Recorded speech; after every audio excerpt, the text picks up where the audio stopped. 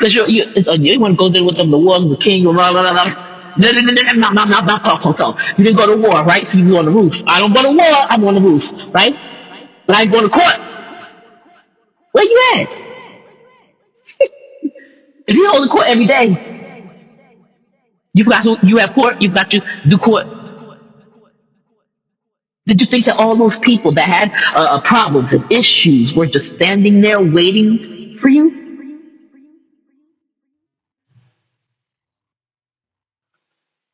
You think that, well, I don't want to go to court because I have to listen to their grievances. But what you should realize is that it's the ones that got grievances, the ones that complain, have the biggest mouth. Why? Because here's the thing: if you are a quiet person, you are very rarely going to complain about a situation, even in a restaurant. Go to a restaurant with Jamie, right? And it's about, I'm very nice about how I do it. But if something, let's say the food is completely cold and it's hard, right? The burger is hard, I'm going to have to say something. And you kick the server kicked me on the table. I'm gonna have to ask a question. I'm asking a question. I'm the one that cares. You don't realize that I'm the one that cares more about what everybody's eating and the temperature of their food and whether they're happy. I care more about it than they do. You would never know it though. I was out with four other people today. You would never know it. I care more about what they eat than they do. I can tell you now what they ate. I bet you they can't. They can't.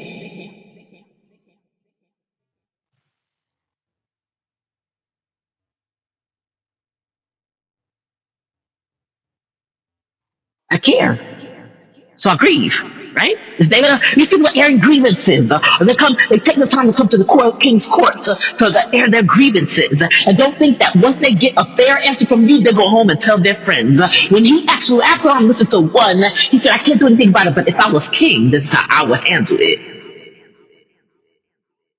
Guaranteed all they heard was, I would handle it. So they go home thinking, I gotta make that happen. We gotta make that happen. They can't enough to come to court, right? So they can grieve, right, before you, even if you can't do anything. I always like to just hear somebody say, I care about you. They turn around and they leave, and what they do is they tell everybody. I'm always talking about, I talk about my pastors all the time. I talk about Pastor David. I tell Jehovah's Witness person about Pastor David. Down the street, I'm talking to her. I tell about Pastor David. And my pastors. I thought, come on. I got a big mouth. Get me on your team. I promise you, you'll be happy because I got a big mouth.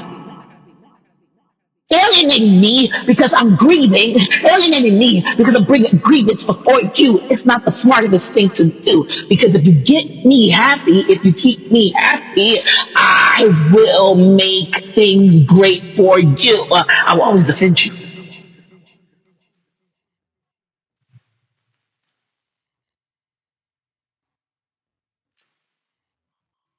Absalom went to go meet with the grievers, the people that actually care enough to come to court. He went to go meet with the grievers.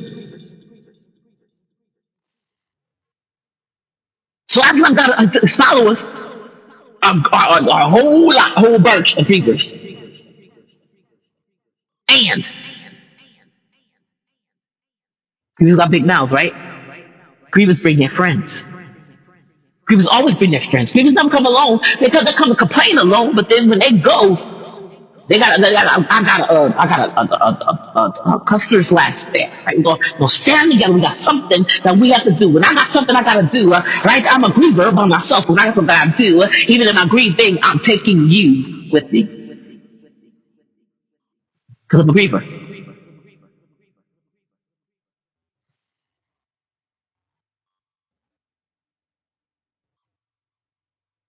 The griever will have that finger on the pulse of this country. Watch your mouth and keep your grievers close. But David didn't do it.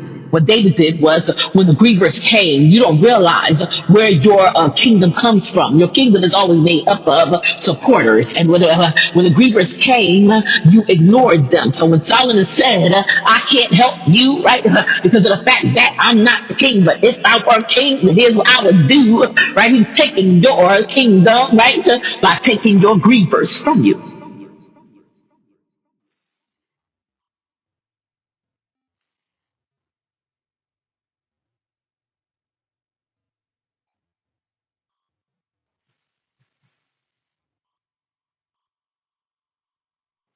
This one event, though, that we missed.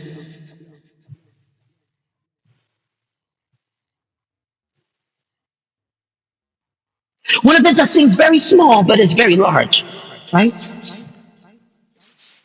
It seems so small. It seems like nothing. It seems like just a passable thing. But we're missing it.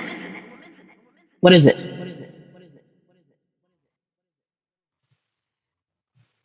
I'll tell you right now. It's the barley. It's the barley. The barley. The barley.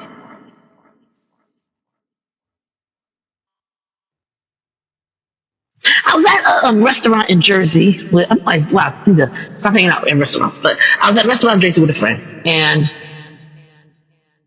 they brought out bread.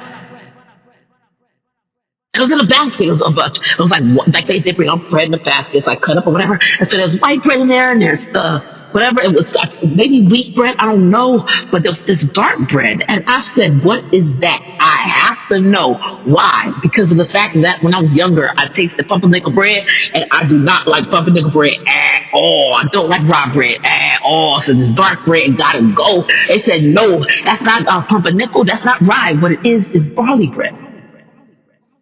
It's barley.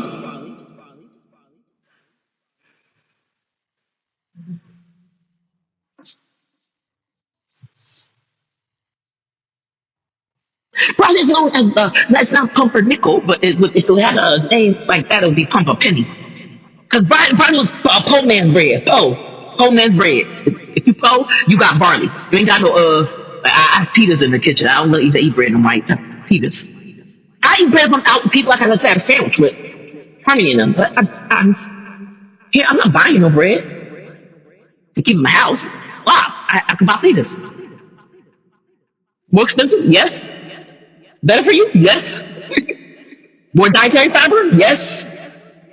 That's why. Because I'm about Peters better. And if pumpernickel was the pumpernickel, then barley would be the pumperpenny. Wouldn't it? Because cheap. Barley is cheap, right? It's cheap to make. I think they make it with dirt. I don't know. But it's poor man's bread. But it is bread nonetheless. I don't care if it only costs a penny. Give it to me. I will eat it right now. I'm not asking the bread and doing an interview with it and asking the bread how much it will charge me to eat it or how much the person that made it charged it to be what it was. I just want to know that it's brown bread. The funny thing is, barley, right? Because rye and pumpernickel, I think they actually taste a little bit, they cost a little bit more, but that they taste different as well. But barley is just as dark bread, right? And barley tastes like white bread to me. I remember it just tastes, I was like, this is pretty good. Barley bread. And it's cheap. The restaurant, they have a basket of bread, and I think it's like 2 pieces of barley in there. It's like maybe 10 pieces of bread. So the barley was obviously to add a little bit of color to it for somebody probably that did not want to eat white bread. Also, to serve as sort of a garnish. Because if you got 10 pieces of bread in there and they're all white, and if you like 1 or 2 pieces of barley, that tells me that the barley they weren't supposed to overpopulate the thing. It was just there. The barley would just make a statement. It was never the conversation piece of bread. it's the barley was just thrown in there. I thought about that. How many people feel thrown into where they are? Better yet, how many of you can agree with me that Absalom, Amnon, and Adonijah felt thrown in to this situation? Thrown in, just wham, thrown in. I feel that way often when I go to church. I look at the families there, and I'm like, God, what were you doing? So you just threw me in with them? Couldn't you have put me with them? I was the Barney of the situation. I was thrown in. I was placed there. I tell you, I would know because I have no communication with the people that I call family. I have no communication with them at all.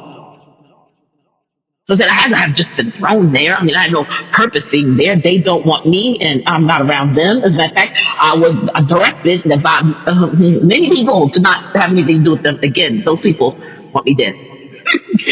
It's okay. I'm not mad about it. I never get mad about it. I'm never mad about them by the way they treat me or how they view me. What makes me nervous is the fact that I was just given over like barley to something. That's why she beat me. She looked at my sisters and saw white bread. She looked at me and saw barley. I was different. I'm an introvert, and that made me different. And I didn't realize that the introvert comes out of me. It comes off my skin. Harmony said, she said, Jamie, you do your blog, you do your art, you don't want nobody telling you nothing. I said, wait, what? She's like, yeah. She's like, a lot of the stuff you do, it puts you in an isolation state. She's like, you show people stuff and you share with them, but you don't want people telling you stuff. And I said, wait a minute, that's not me. And I thought to myself, yes, it is. I don't mind people giving feedback. I just got to be the right person. It's got to be somebody that knows something about it. I'm Thomas Craner. He's guiding me through setting up my web pages and getting my stuff together for art. It's got to be somebody that knows something about it. I'm not going to go to I'm just not. I'm not going to go to Haley Triggers. She's 2 or 3. I'm not going to go to her to ask questions about the Bible. I mean, I listen to her. Because I listened to Tori today, and Tori gave me an amazing word after the word was given. Amazing word. I listen to Isaac. I listen to Levi. I listen to Jonathan. I listen to all of them. Sophia. I listen to everybody I say, all the kids. But I'm not taking advice from a 2-year-old, a 13-year-old. I'm not taking advice from someone I know I should be advising.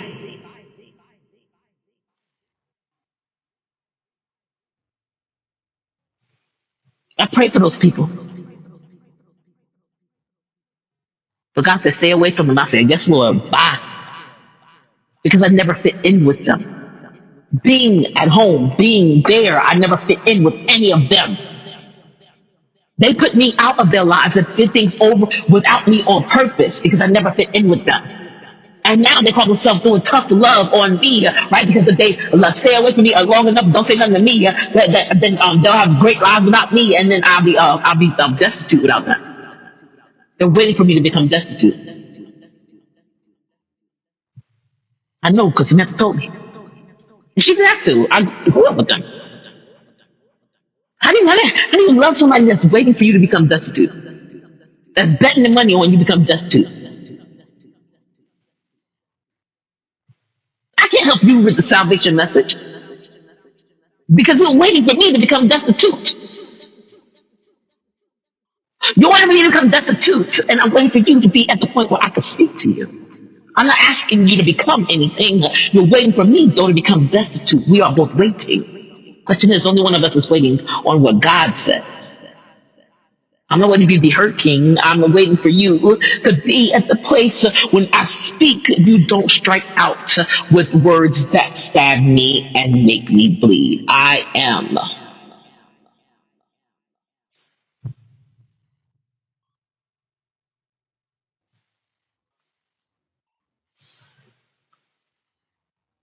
And I kept thinking while I was here, I said, why do people run from me? Run from me. Why do people, I said, God, why do people run from me? Why do people run from me? And when Hardy said that, I said, wow, that's me. That's why they run from me. Because I will not. I don't entertain people that I think are full of nonsense.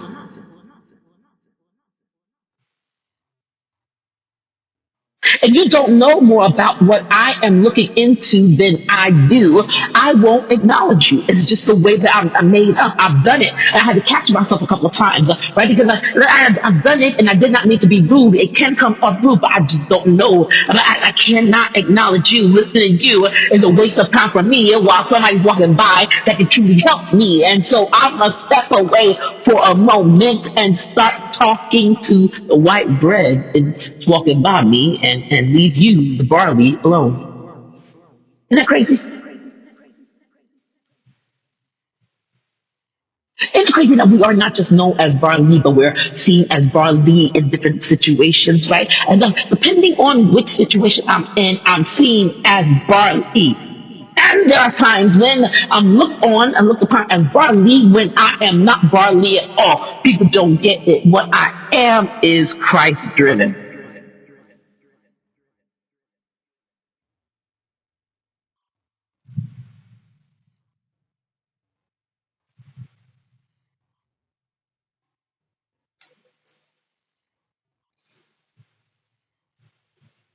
Absalom.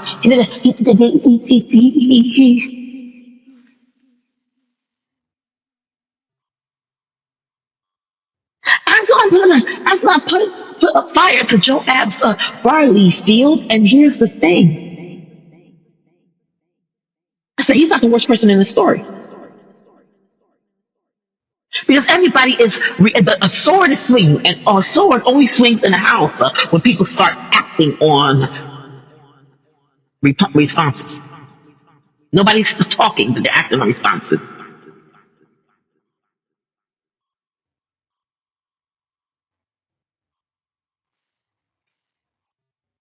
I said, go get Joab. The servant said he can't come. That's why I said, go get Joab. The servant said he can't come. Servant said, I was said, go get Joab. He said, he can't come. He said, okay, spill this next to mine, burn it. When you see bread burning, you ought to keep your eyes open about it. I remember there's one main story in the Bible, right, just off the top of my head, where bread was burning. Can you remember it with me? Samson. He set fire to the foxes' tails and pushed them to run through the grain that belonged to the Philistines. Now, here's the thing. He put them through the grain that belonged to the Philistines. He didn't bring them over to grain that was shared, right, by me and the Israelites and the Philistines. He didn't do that. Fire spreads quickly, but he sent them through the Philistines' grain, and that's why life was required in it. Because when you burn bread, you are burning me, aren't you? Right? We are bread, right? We are broken. Jesus took the bread over and said, and he broke it. He prayed over it, and he broke it, and then he blessed it, and then he gave it to people, right?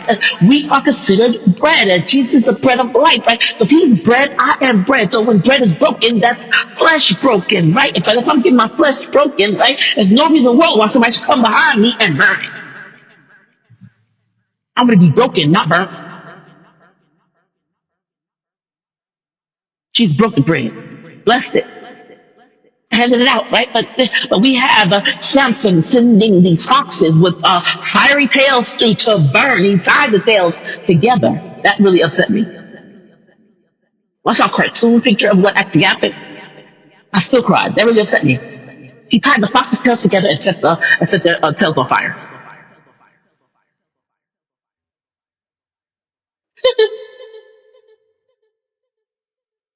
We're supposed to break bread, not burn it.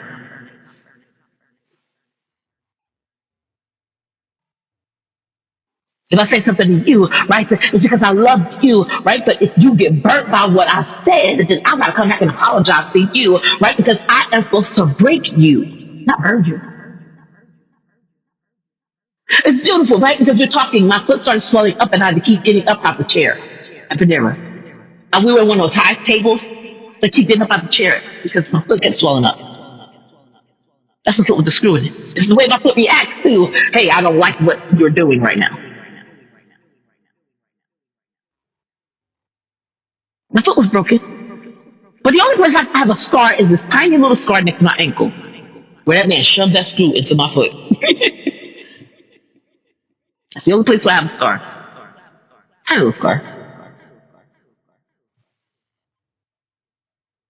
But that was a scar left from surgery.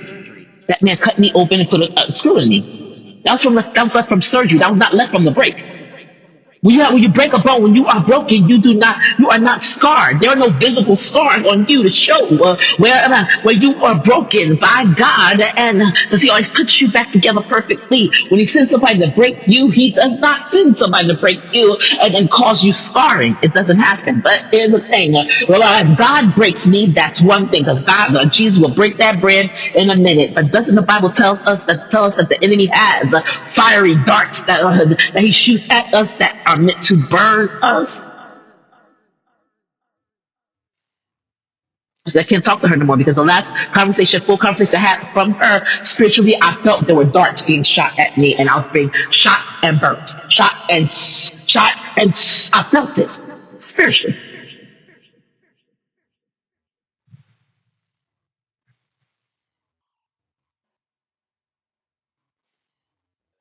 The enemy will go back. It's a fiery darts, right?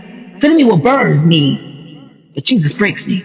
It won't wound me, right? And it's all used by God. It's all usable by God. It's all used by God, right? But Jesus breaks me. The enemy burns me. And the one thing, the way that I know what's going to happen or who did it is by the fact that there's no scar. Jesus breaks, the enemy burns. God never scars. God will use it all.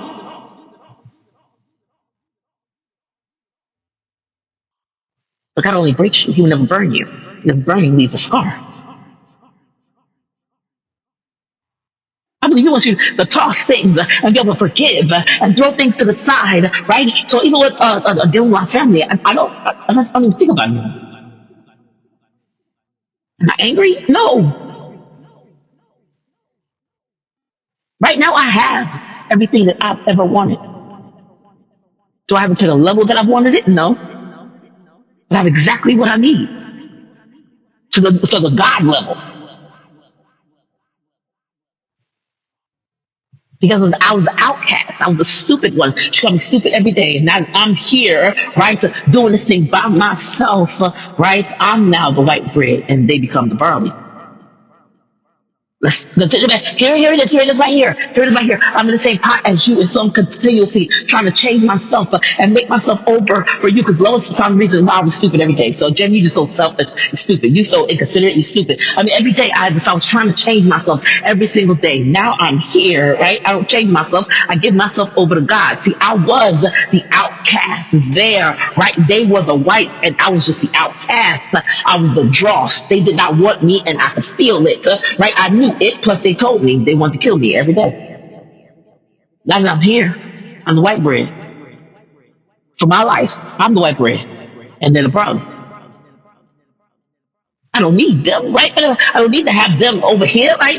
You don't need to have people that want to kill you walking alongside you. That's an extra burden, right? So you don't need to have people that want to kill you walking alongside you. You could be the white bread, and they could just be the barley for them. I don't know how it works for them.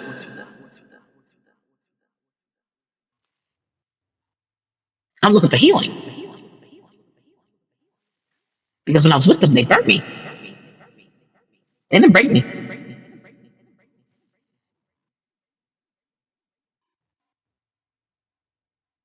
Here we go. Here we go. Not so say, Pastor David broke me. Yeah. Yeah, he did. But there are no scars. Those people burnt me. And there are scars that I couldn't move forward in art, in certain things, and doing certain parts of art pieces, because I could not let them go. They were like a constant reminder of themselves to me, and I could not move forward in what God was having me do, even artistically, right? Because I could not let them go. There's a burning, but also a beckoning. Come back to us so we can burn you again. Absolutely not.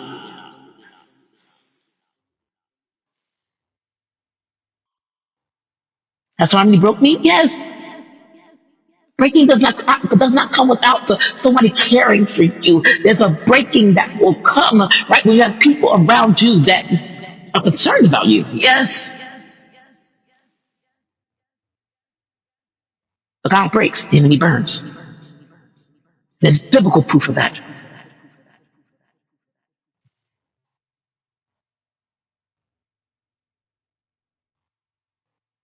So when I see burning bread, I immediately think burning flesh. I think burning people. I see burning bread. I said, because if you think about it, the war stopped then with Samson. He had gotten upset over the riddle. He beat the clothes off 30 men and gave it to them. They turned around and did something to him. He did something else, and they took the daughter and the father. Or he burnt the field and they killed the daughter and father. I don't know.